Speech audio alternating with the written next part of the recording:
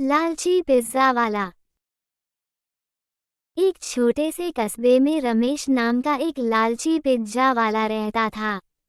उसकी दुकान कस्बे में मशहूर थी, लेकिन रमेश की लालच की वजह से उसकी ख्याति धूमिल हो रही थी। वह पिज्जा में सस्ती सामग्री डालता और ग्राहकों से ऊंची कीमत वसूलता।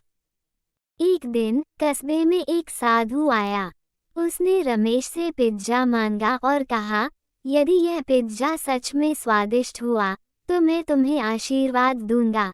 रमेश ने सोचा, आशीर्वाद तो मिलता रहेगा, पैसे कमाओ।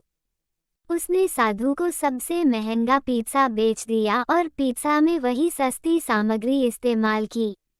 साधु ने पिज्जा खाया और मुस्कुराकर चला गया।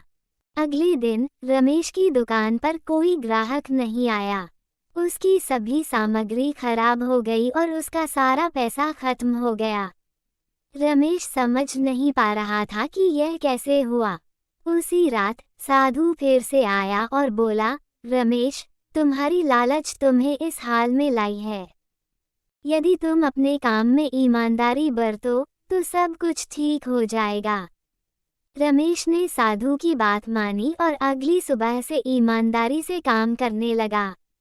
धीरे धीरे उसकी दुकान पर फिर से ग्राहकों की भीड़ जुटने लगी और रमेश ने अपनी लालच को त्याग कर एक सच्चे और ईमानदार पिज्जा वाला बनने का प्रण लिया।